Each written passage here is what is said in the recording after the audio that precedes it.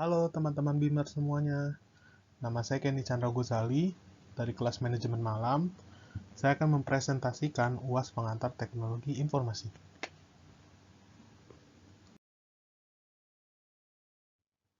Baik, pertama-tama kita akan membahas mengenai latar belakang e-commerce. Perkembangan dunia internet telah membawa banyak kemudahan dalam berbagai aspek, termasuk juga dalam bisnis retail.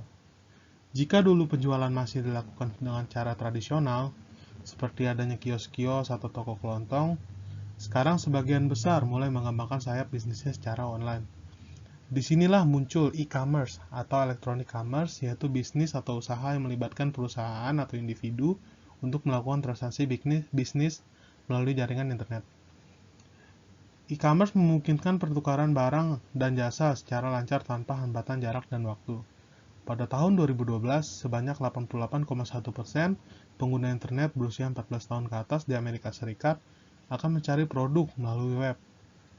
Pembeli produk online akan mencapai 154,6 juta atau mengalami peningkatan 4,4% dibanding tahun 2011. Di bidang e-commerce, sebanyak 26% pengguna internet akan menghabiskan waktunya untuk melakukan reservasi perjalanan dan wisata, membeli peralatan elektronik sebanyak 27%, membeli tiket pesawat sebanyak 32%, dan membeli pakaian sebanyak 36%.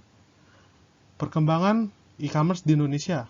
Poin kedua, kabar baik bagi para netter yang sehari-hari menghabiskan waktu berjam-jam di depan layar komputer karena tidak perlu keluar rumah untuk berbelanja. Situs e-commerce merupakan situs yang bermanfaat bagi tempat jual beli barang dan jasa baik fisik maupun digital.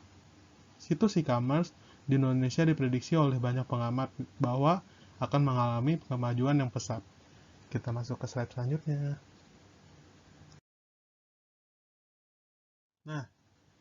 Nah, di slide kali ini kita akan membahas pertama-tama mengenai pengertian e-commerce. E-commerce adalah segala aktivitas jual beli yang dilakukan melalui media elektronik. Meskipun sarananya meliputi televisi dan telepon, kini e-commerce lebih sering terjadi melalui internet. Oleh karena pengertian tersebut, ada kesalahpahaman tentang e-commerce dan marketplace. Istilah e-commerce digunakan untuk mendeskripsikan semua transaksi yang memakai media elektronik. Yang kedua, mengenai sistem pembayaran pada e-commerce. Dari antara sekian banyak jenis transaksi pembayaran pada bisnis e-commerce, berikut ini adalah beberapa yang paling sering digunakan, yaitu pembayaran kartu kredit atau Visa, transfer via bank, debit Visa, rekening bersama, cash on delivery or COD, e-wallet, tunai di gerai retail, dan sebagainya.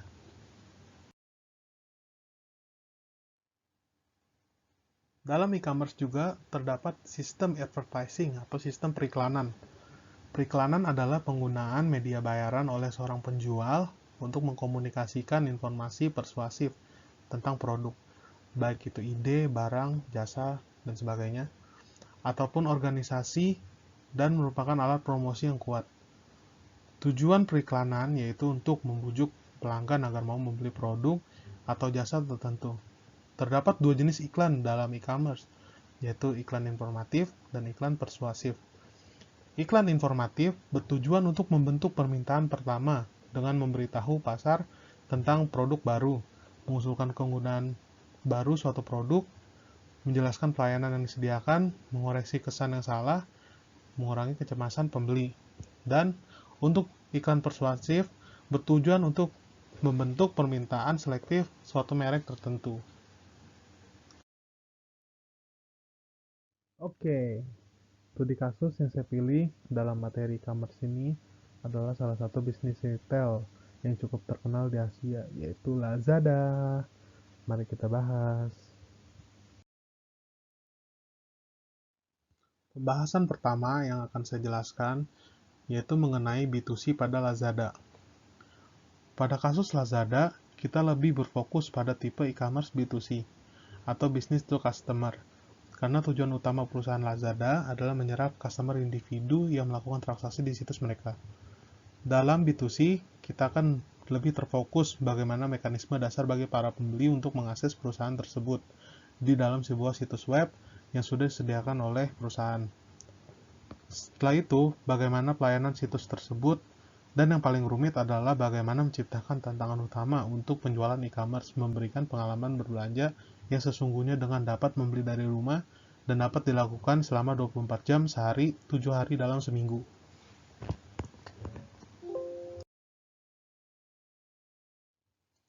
Masuk ke dalam pembahasan kedua, saya akan membahas mengenai mekanisme dalam B2C. Mekanisme dalam B2C memiliki beberapa poin penting yang dapat kita pelajari. Yang pertama mengenai electronic storefronts. Electronic storefronts adalah situs yang mempresentasikan toko tunggal. Dalam dunia maya terdapat berbagai macam electronic storefront yang memiliki alamat web sendiri-sendiri atau URL.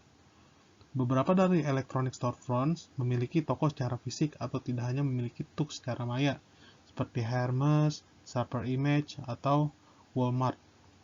Poin kedua, kita akan membahas mengenai electronic malls. Electronic malls, atau bisa juga disebut sebagai cyber mall atau e-mall, adalah kumpulan dari beberapa toko yang berada dalam sebuah alamat internet yang sama.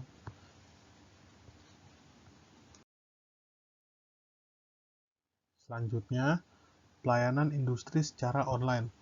Salah satu isu yang sangat menekan terkait dengan pelayanan secara online adalah disintermediation. Para perantara atau yang bisa disebut pedagang memiliki dua fungsi, yaitu pertama menyediakan informasi, yang kedua melakukan pelayanan nilai tambah seperti konsultasi.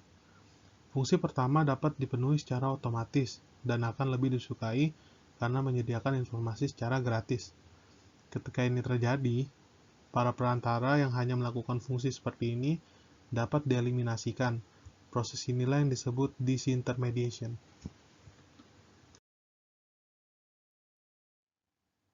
Di Lazada Indonesia memiliki banyak layanan luar biasa atau layanan super, antara lain yang pertama, layanan telepon hotline. Anda dapat menelpon ke nomor telepon yang tercantum di web. Yang kedua, gratis biaya kirim ke seluruh Indonesia. Kini Lazada Indonesia memberikan gratis ongkir di Indonesia bagian barat dan tengah, dengan minimum akumulasi pembelian sebesar 200.000. Yang ketiga, pengembalian barang dalam 14 hari. Lazada Indonesia memberikan waktu 14 hari kepada para pelanggan untuk melakukan penukaran barang atau pengambilan uang jika terdapat kerusakan atau ketidaksesuaian barang pesanan. Pengembalian barang dilakukan dengan cara mengisi formulir online di website Lazada, kemudian pengembalian barang akan diproses lebih lanjut. Lalu, yang keempat, waktu kirim. Walaupun belum menerapkan waktu kirim hari yang sama atau same day delivery, tapi Lazada Indonesia sudah membuktikan kemajuan baik dalam hal layanan pengiriman. Kini pengiriman dilakukan dalam ruang waktu 2-6 hari ke seluruh Indonesia. Oke, berikut ini adalah penilaian persentase dari berbagai bisnis retail yang ada pada tahun 2019. Saya akan membacakan penilaian persentase pada Lazada.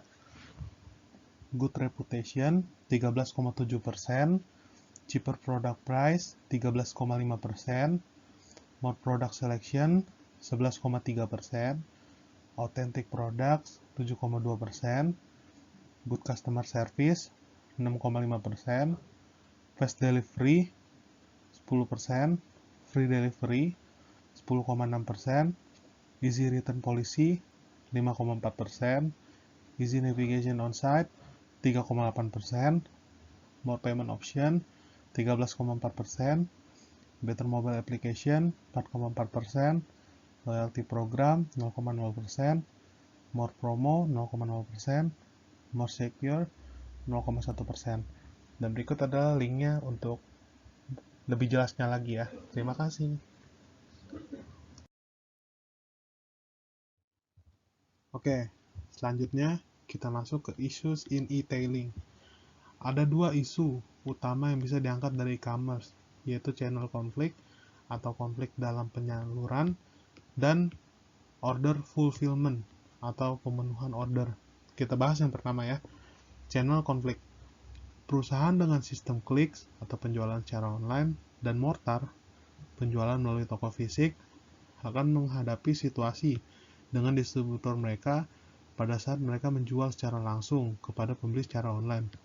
Situasi seperti ini disebut channel conflict, yang dapat menghilangkan andil dari distributor. Beberapa perusahaan memisahkan bagian penjualan secara online dan penjualan secara offline. Tetapi pendekatan seperti ini meningkatkan biaya dan mengurangi keterkaitan antara dua metode penjualan.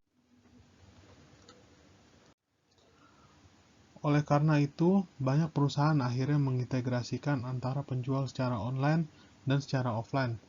Proses inilah yang disebut multi-channeling. Lalu, yang kedua itu adalah order fulfillment.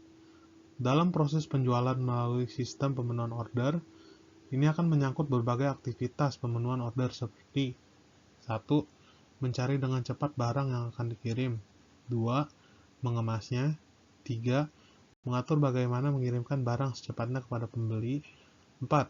Menagih uang pembayaran dari pembeli, baik secara COD atau secara tagihan. Dan poin terakhir dalam mekanisme B2C, yaitu electronic payments.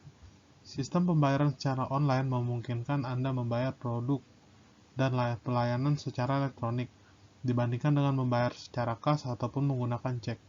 Pembayaran secara elektronik meliputi elektronik cek, elektronik kartu kredit, purchasing cards, elektronik cash, dan sebagainya. Itulah beberapa poin yang ada di dalam mekanisme B2C. Oke, selanjutnya kita akan membahas mengenai kelebihan dan kekurangan dari e-commerce Lazada Indonesia. Inovasi yang diciptakan oleh manusia memberikan banyak keuntungan untuk sebuah perusahaan secara umumnya dan pembeli secara khususnya. Keuntungannya adalah bagaimana perusahaan bisa menyerap pembeli dari tingkat nasional sampai internasional. Sedangkan bagi pembeli adalah pembeli dapat mengakses itu semua dengan cepat dan mudah, serta memberikan kemudahan dalam memilih setiap produk yang disediakan. Kelebihan yang sangat berbeda dengan sistem e-commerce lainnya adalah pelayanan yang diterapkan oleh Lazada sangat profesional. Terlihat dengan sistem pengirimannya yang menggandeng Gojek untuk layanan antar COD dan GED untuk layanan antar di luar area Jakarta dan sekitarnya.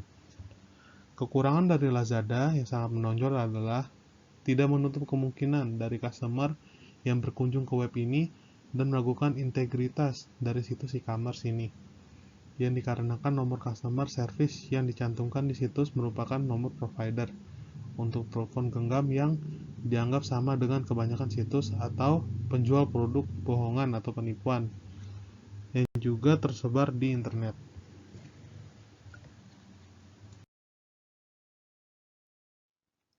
Ya, berikut ini adalah kesimpulan yang dapat saya rangkum mengenai e-commerce yang terdapat di dalam Lazada. Jika dilihat dari kesuksesan yang diraih perusahaan Lazada, bagaimana kita melihat isi dari website mereka, terlihat lebih banyak barang yang ditawarkan. Jika merujuk kepada kesuksesan yang telah diraih pendahulunya yaitu Amazon, memang ini masih sangat jauh, karena sistem dari Lazada sendiri yang berfokus kepada regional. Tidak seperti Amazon yang bisa melayani seluruh dunia. Lazada lebih banyak disebar di berbagai negara, di mana untuk wilayah setiap Asia Tenggara, Indonesia lah yang menjadi cabang pertama di Lazada. Keunggulan Lazada adalah mereka berfokus kepada daerah layanan mereka sendiri, yang lebih bersifat regional. Seperti Lazada ID berfokus kepada pelayanan kepada konsumen di seluruh Indonesia.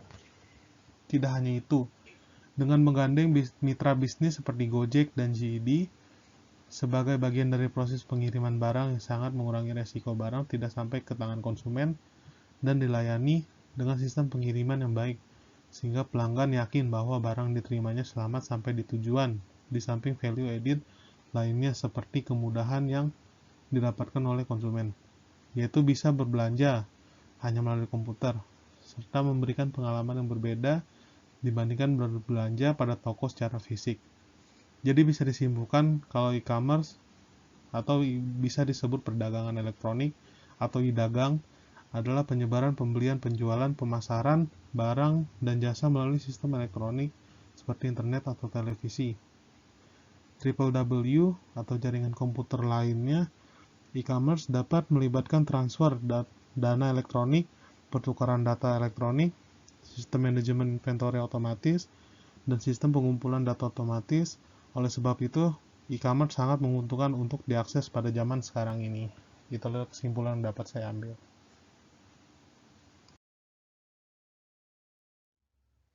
Berikut adalah daftar pustaka yang menjadi sumber referensi saya dalam membuat materi mengenai e-commerce yang ada di Lazada ini. Oke, demikianlah presentasi mengenai UAS Pengantar Teknologi Informasi dari saya, Kenny Chandra Gozali. Apabila ada salah kata, saya mohon maaf. Apabila ada kata-kata yang tidak mudah dimengerti, saya juga mohon maaf. Sekian dan terima kasih. Sampai jumpa.